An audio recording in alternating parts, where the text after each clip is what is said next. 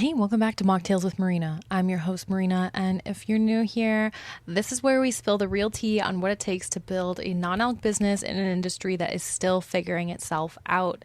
And today, we are calling out one of the biggest lies that's keeping talented, passionate people from ever getting started. Honestly, we're going to go through 3 really big lies. So buckle in and get ready to have any of your fears busted, right? If there's any other things that come up as you're listening to this episode, please know you are always welcome to send me an email, hello@marinamars.com, and tell me about it. Also, if there are other myths that you've heard and you're a little bit worried or hesitant about getting started, even if we don't mention it in this episode, again, you are more than welcome to reach out to me and tell me about it, because I'm here to help either bust these myths or get real with you and tell you, okay, look, this is actually a reality, but here's how it's actually not as scary as it sounds. Okay, so getting started, you've probably heard it before when people say things like, oh, you need a huge investment, or you need like years of experience, or you're going to have to hustle for years before you even break even. Everybody who says all of that has either lied or they haven't experienced what it's like to build things the right way, or maybe they're still learning themselves, and that's okay. That might be their truth, but that's not the truth. And if you're waiting for the stars to align, maybe you're waiting for a fancy investor, perhaps you're looking to get a degree or some big corporate partnership, I'm here to tell you that you will be waiting forever to feel like you're actually ready if you think any of those events are going to be the thing that changes your life. I want to tell you the truth, and more importantly, I want to tell you how to move anyway. Because the most successful people I work in this space did not wait. They built. I know plenty of people who have gone tens or hundreds of thousands of dollars into debt in order to get started, but were able to very quickly make that back and then some. So let's go ahead and break down the false narratives I see that tend to paralyze founders over and over again.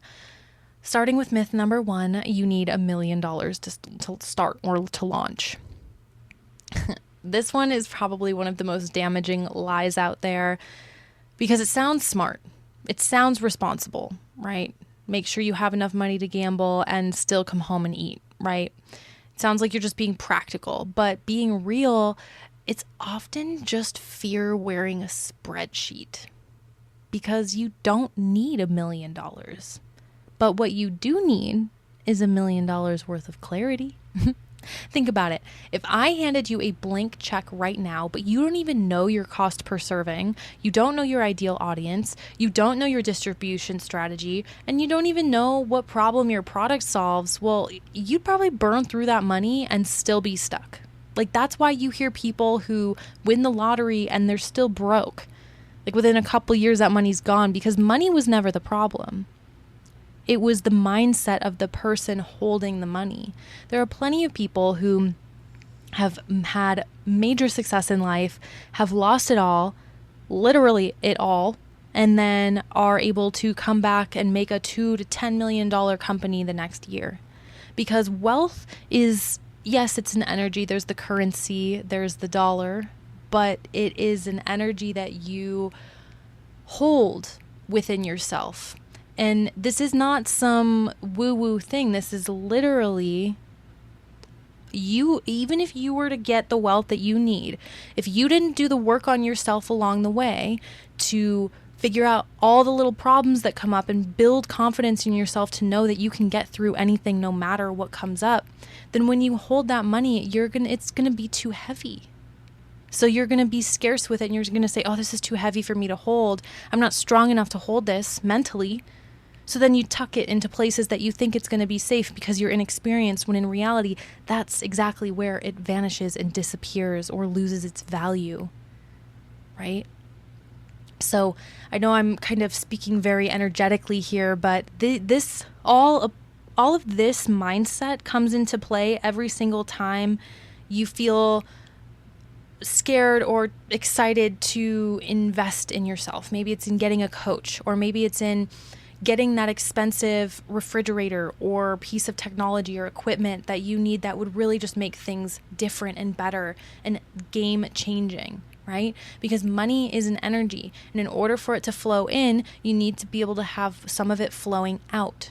You can't have energy of stagnation. If you are just sitting on money and nothing is happening with it, if you don't have, and put this in the other perspective too, if you're sitting with a strategy and you're doing nothing with it, then it's not gonna go anywhere.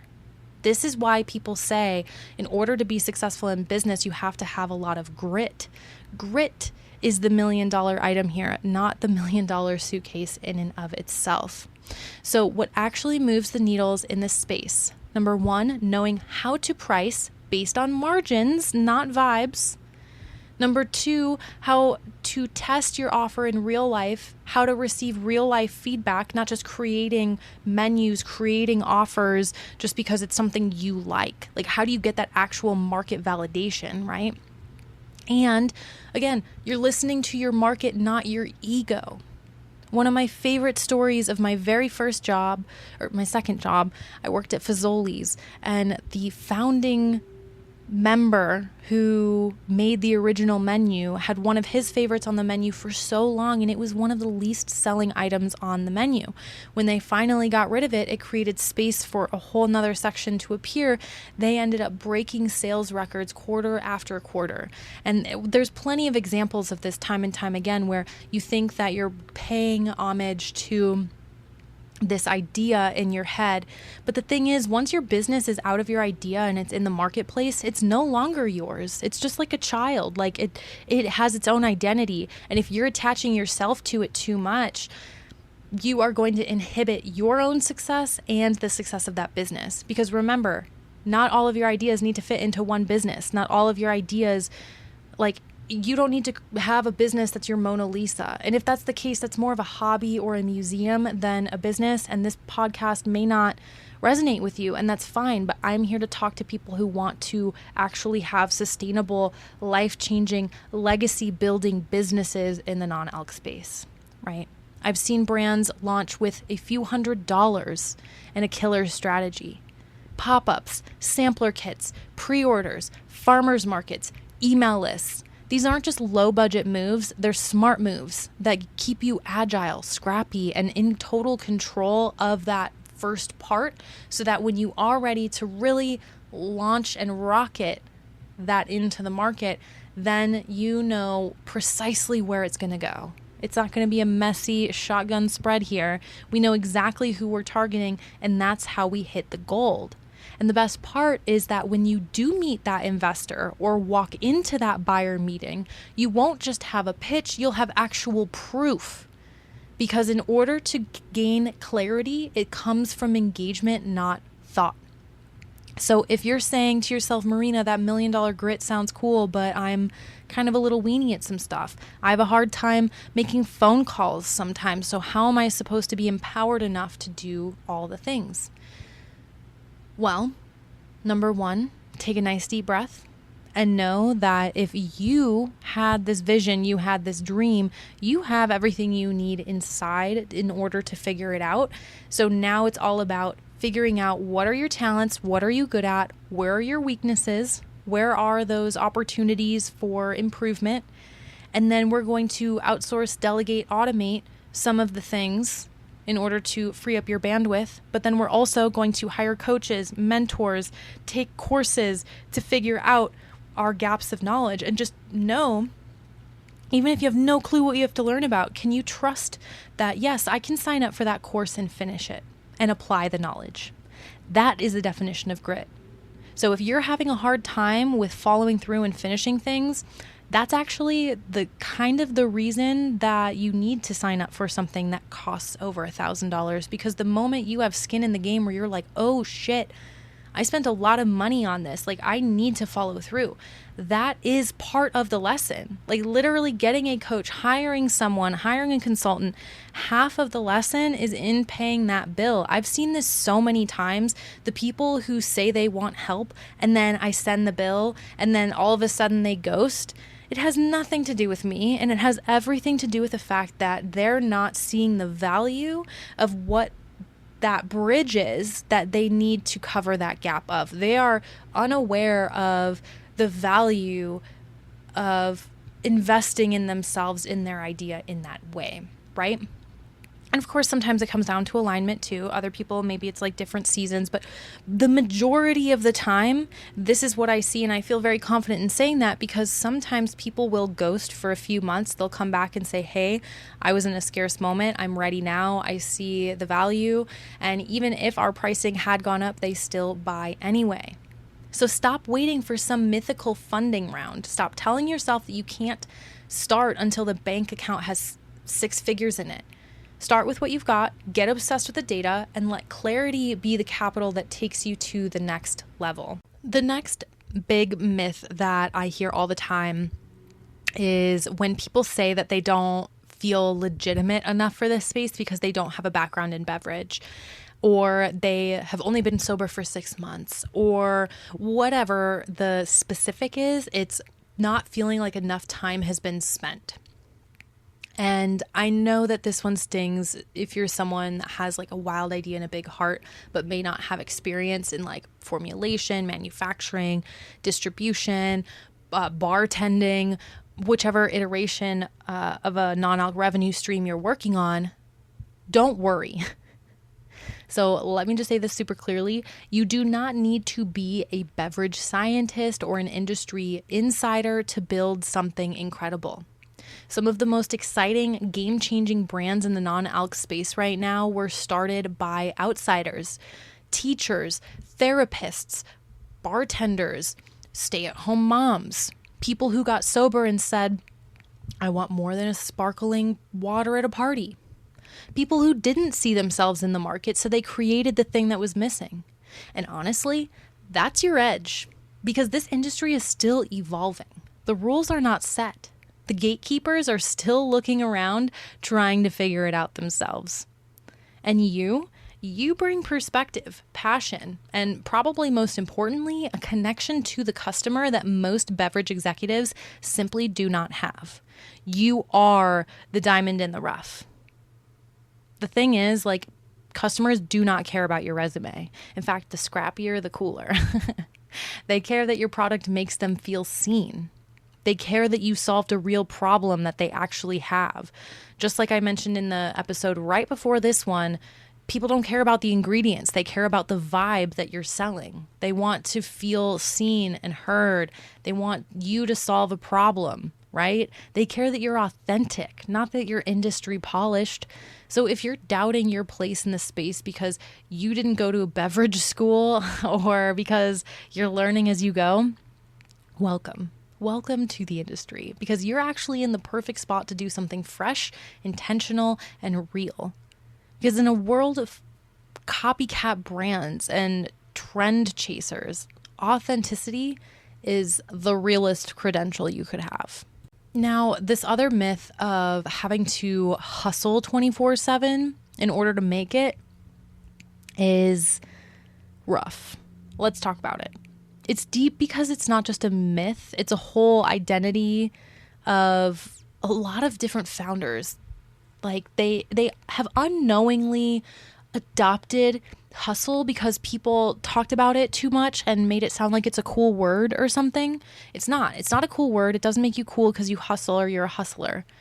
I have lived that life. It is exhausting. You burn out. It's not worth what it sounds like. And it's quite frankly, very not sustainable. We're fed this narrative that if you're not exhausted, you're not doing enough, you're not productive enough, that sleep is for quitters, that overwhelm must mean that you're on the right track. But let me be super freaking real with you right now. Burnout is not a business model. It's a breakdown waiting to happen. Yes, you will work hard. Yes, there will be long nights, especially in the beginning. But if your entire strategy hinges on personal sacrifice and white knuckling every step, again, it's not sustainable. And that's not even entrepreneurship. That's martyrdom. That's not good. So what actually works long term? Number one, if you set up smart systems from the get-go that free up your brain power, give you the bandwidth to continue to build without feeling like you're carrying a suitcase that's 1 million pounds, it's going to help a lot. You also want to make sure that you're selling aligned products that sell because they are resonating with people, not because you are begging people to buy them. You're not tricking them into it, or you're not doing something that makes you feel differently than you want to, right? And lastly, you want to be able to have sustainable strategies that let you grow without giving up your health, sanity, or relationships, period. So even if you're like, look, I want to make a bar, but I don't want to be open past 7. I don't know. I just want to figure out a way to make it work.